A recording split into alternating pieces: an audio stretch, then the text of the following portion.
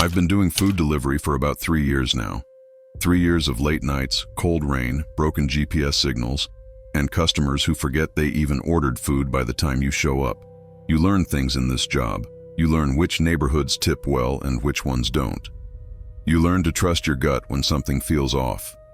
And you learn that sometimes, no amount of money is worth what you might walk into. But I didn't learn that last lesson until the night of November 14th, 2023. And honestly, I'm still not sure I've fully processed what happened. Let me back up a little. I drive for one of the major delivery apps. I won't say which one, but you've definitely used it. That Tuesday night, I was trying to hit a weekly bonus. If I completed 40 deliveries by midnight on Sunday, I'd get an extra $150. I was at 36 deliveries with 4 days left, so I wasn't stressed about it. But I also knew that the more deliveries I knocked out early in the week, the more flexibility I'd have later. It was around 9:45 at night. I'd been on the road since 5, and I was tired. Not dangerously tired, just that kind of mental fog that sets in when you've been staring at a GPS for hours. My back ached from sitting in my car. I'd eaten nothing but a gas station hot dog and a bag of chips since lunch. I was ready to call it a night after 1 or 2 more runs. Then the order came in. The pickup was from a Thai restaurant called Siam Orchid on the east side of town. I knew the place. Good food, always ready on time, and the staff never gave me attitude when I showed up. The delivery address was about 12 minutes away, in a part of town I didn't visit often. Not a bad area, just residential. Quiet streets, older homes. The kind of neighborhood where people have lived for decades and don't interact much with the outside world. The order total was $57.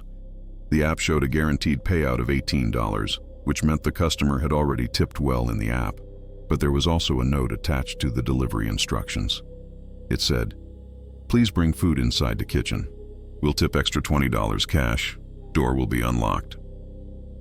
Now, normally I don't go inside people's houses. It's a rule I set for myself early on. Too many variables, too many ways something can go wrong. But I'd be lying if I said $20 extra didn't make me pause. $20 cash on top of an already solid tip? That was almost $40 for a 12-minute drive. That's the kind of payout you don't see often in this job. I hesitated. Then I thought about the bonus. I thought about how tired I was and how nice it would be to end the night on a high note. I thought about the fact that it was a Tuesday in a quiet neighborhood and the customer had probably just had surgery or something. People do this sometimes. They leave instructions like that because they can't get to the door. It's not that unusual. So I accepted the order. The drive to Siam Orchid was uneventful.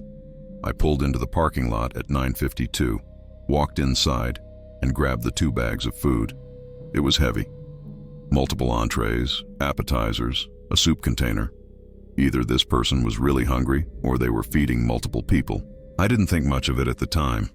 The GPS took me down a main road for about 8 minutes, then directed me to turn onto a street called Marbury Lane. The moment I made that turn, the atmosphere changed. The streetlights were spaced farther apart here. The houses were older, mostly single-story, with long driveways and overgrown yards. A lot of them had no lights on at all.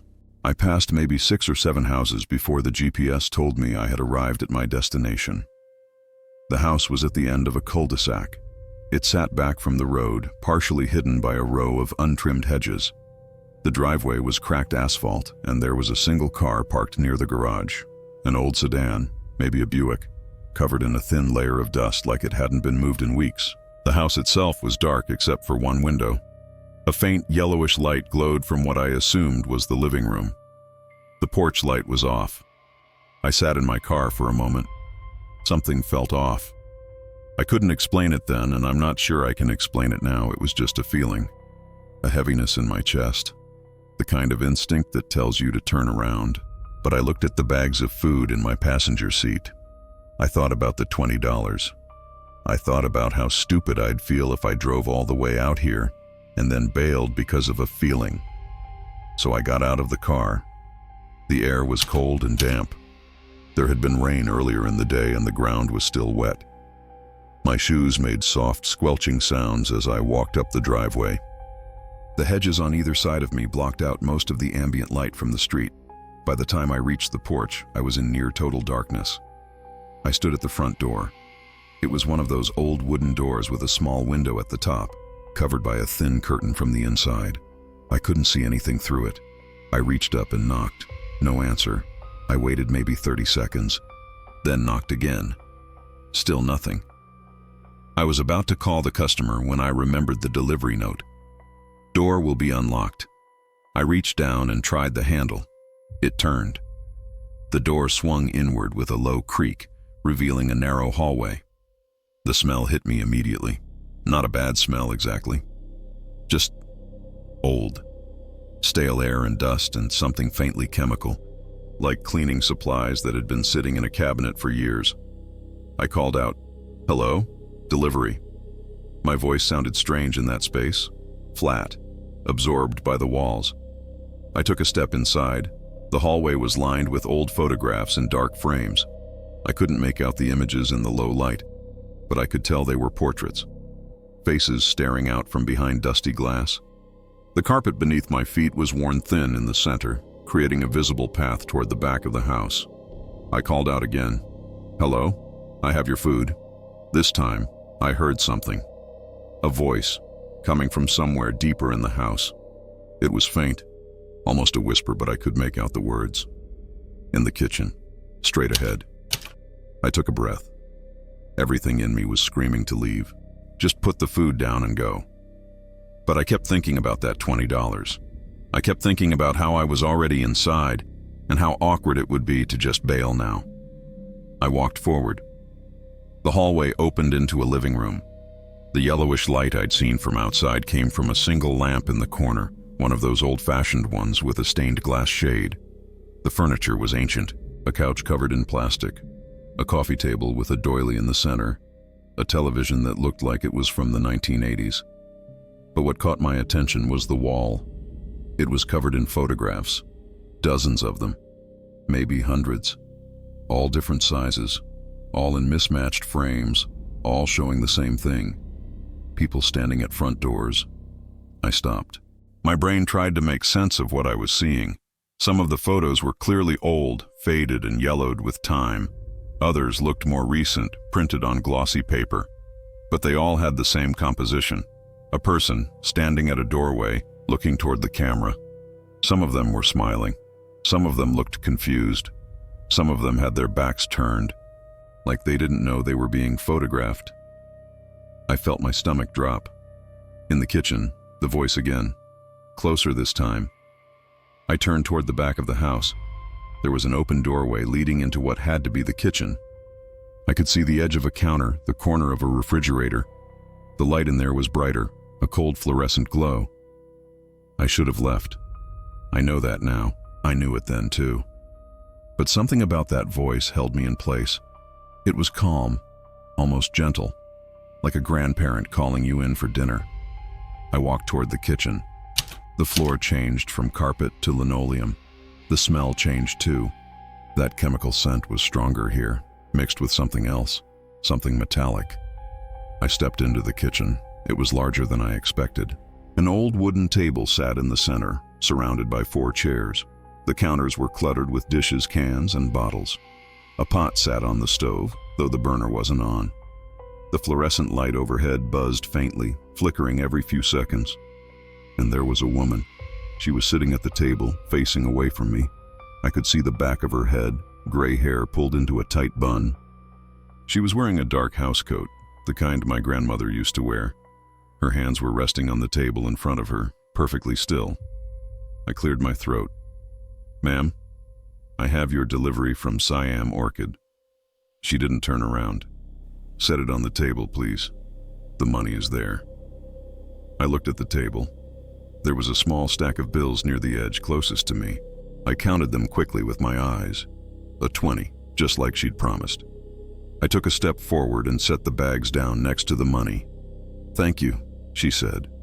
Her voice was strange, not quite right, like someone reading from a script. I reached for the 20. That's when I noticed her hands. They weren't moving at all, not even the tiny unconscious movements that all living people make. They were perfectly, unnaturally still, like a photograph. I looked closer. Her skin was wrong, too smooth, too uniform in color. and her fingers were bent at odd angles, like they'd been positioned deliberately rather than resting naturally. My heart started pounding. "Ma'am?" She didn't respond. I took a step to the side, trying to see her face. "Don't." The voice came from behind me. I spun around. There was a man standing in the doorway to the kitchen. He was tall, maybe 6'2", with thin shoulders and a narrow face. He was wearing dark clothes, all black, and his head was completely shaved. His eyes were wide, unblinking, and fixed directly on me. I didn't hear him approach. I didn't hear the floor creak or the door move. He was just there. My body went cold. "You weren't supposed to look at her," he said. His voice was flat, emotionless, like he was commenting on the weather. I couldn't speak. My mouth opened, but nothing came out. He took a step forward. "They always look. They can't help it. Curiosity. It's a sickness." I took a step back. My hip bumped against the kitchen table. I glanced at the woman. From this angle, I could finally see her face. It wasn't a woman. It was a mannequin. A department store mannequin, dressed in human clothes, with a wig placed carefully on its head. The face was painted to look realistic, but up close, the illusion shattered. The eyes were glass. The mouth was a painted line. Someone had positioned it at the table like it was waiting for dinner. I looked back at the man. He was smiling now. A thin, joyless smile that didn't reach his eyes. "I've been doing this for years," he said. "You'd be surprised how many people come inside. All it takes is a little money, a little trust." My legs felt like they were made of concrete. He took another step forward. "The ones who look," he continued, "they're the interesting ones. The curious ones. I like the curious ones." I ran. I don't remember making the decision. My body just moved. I shoved past him, shoulder checking him hard enough to knock him off balance.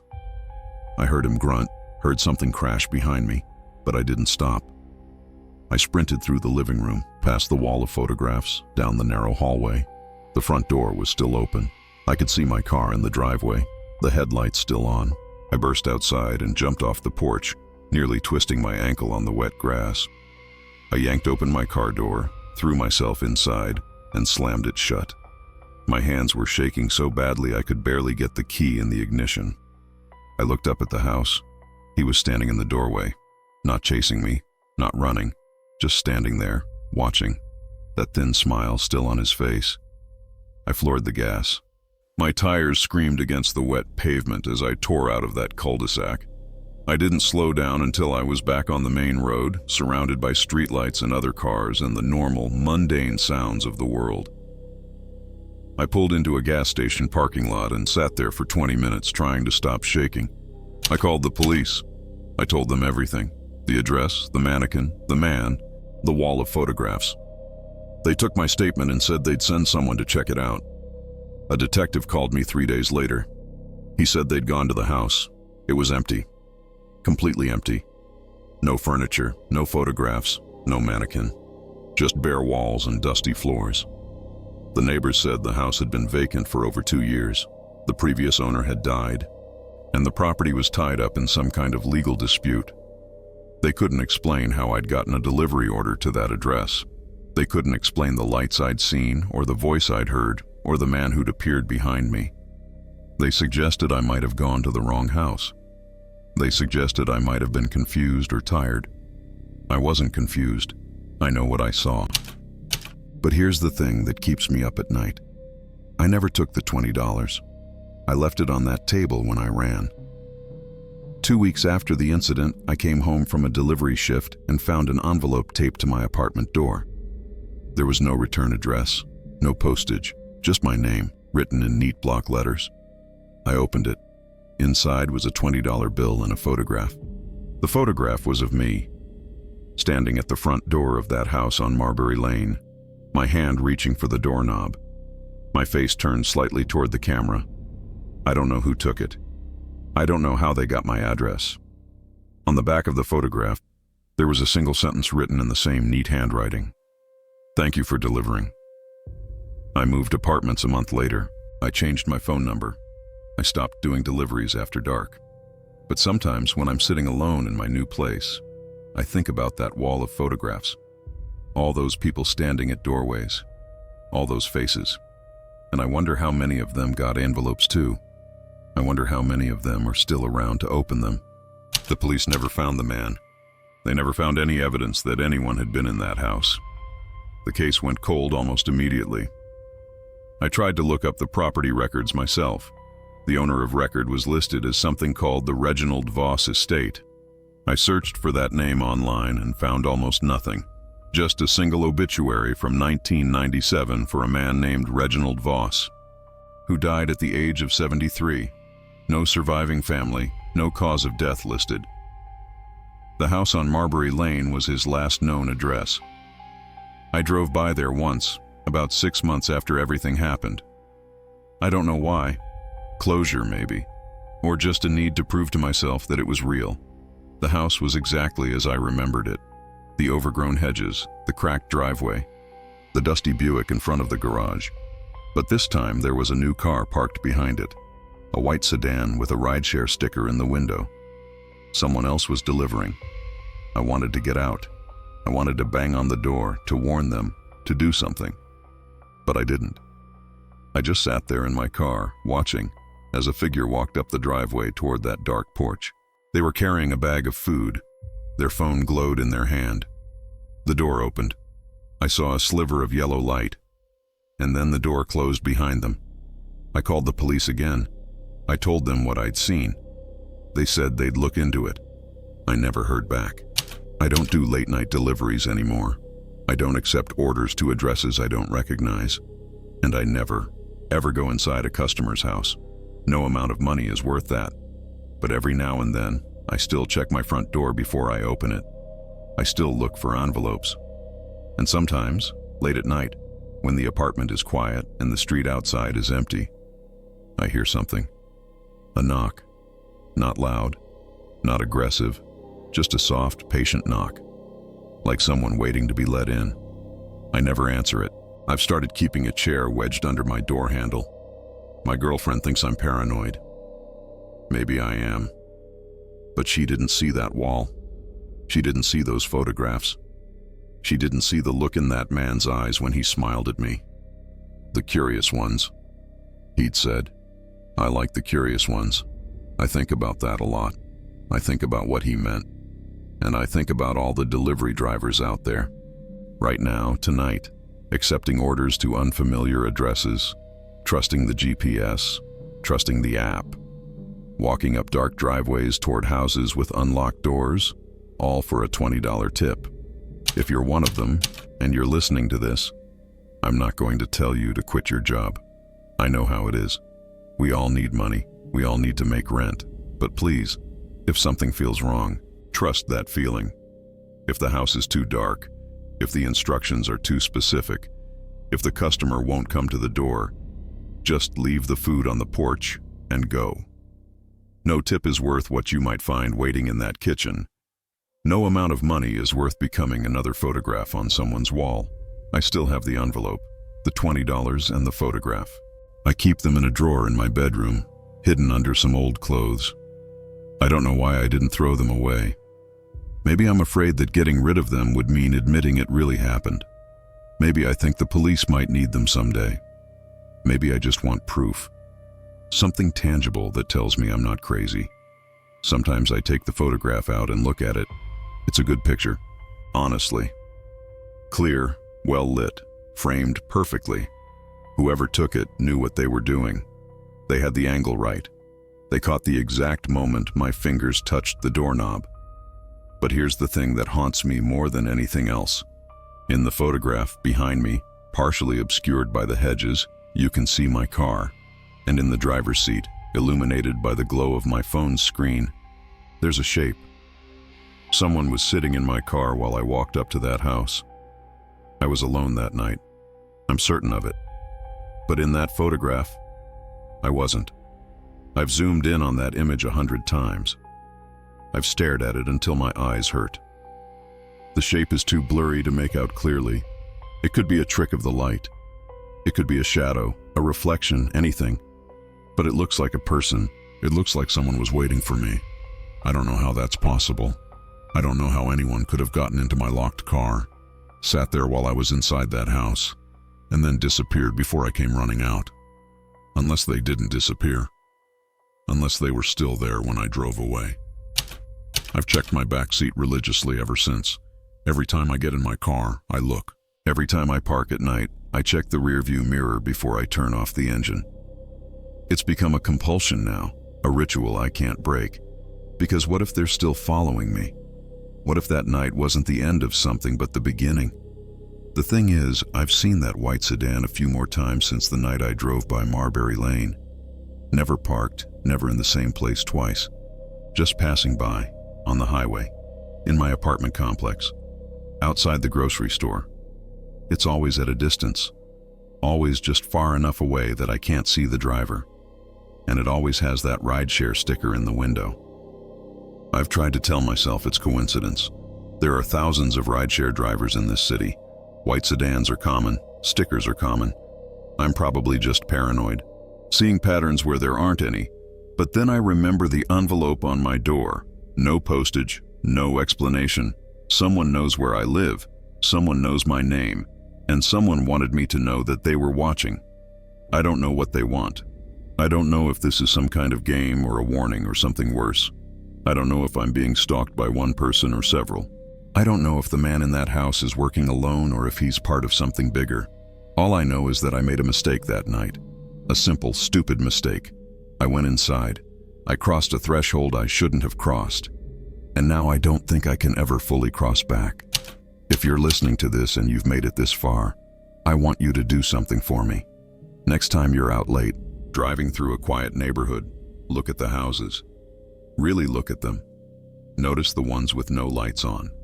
Notice the ones with overgrown yards and dusty cars. Notice the ones that feel wrong, even if you can't explain why. And then keep driving. Don't stop.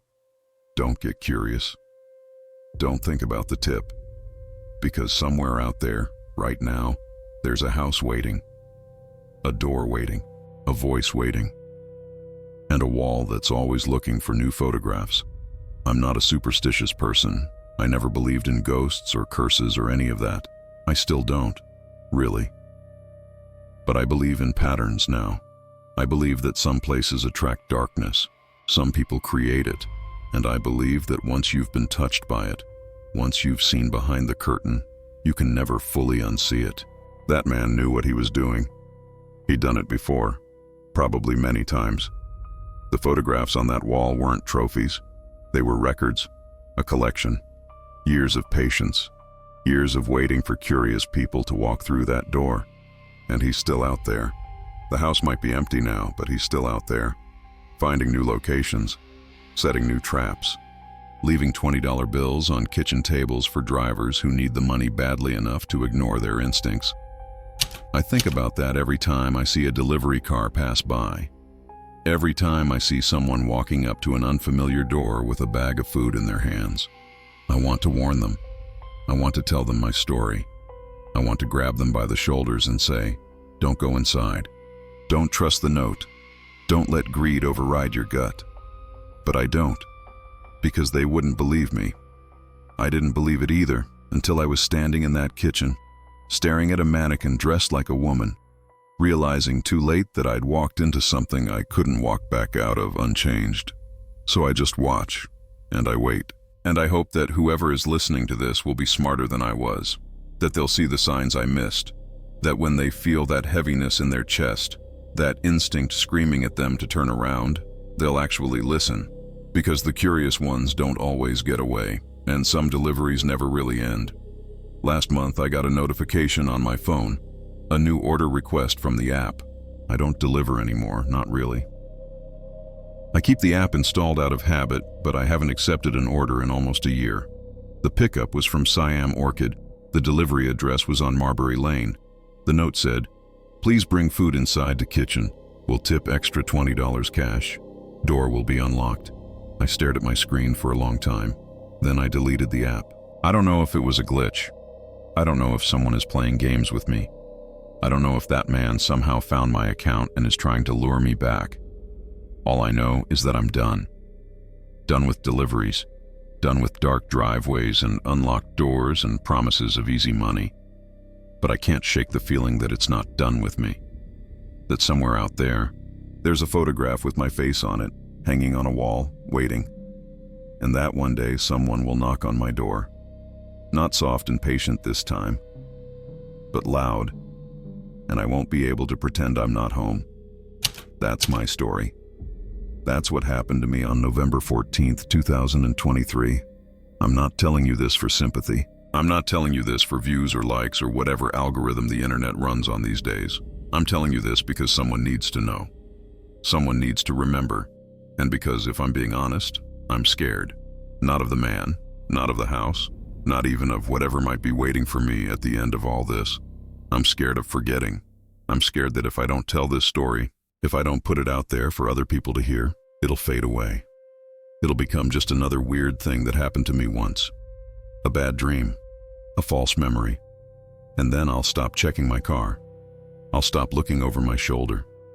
I'll stop trusting my instincts, and that's when they'll get me.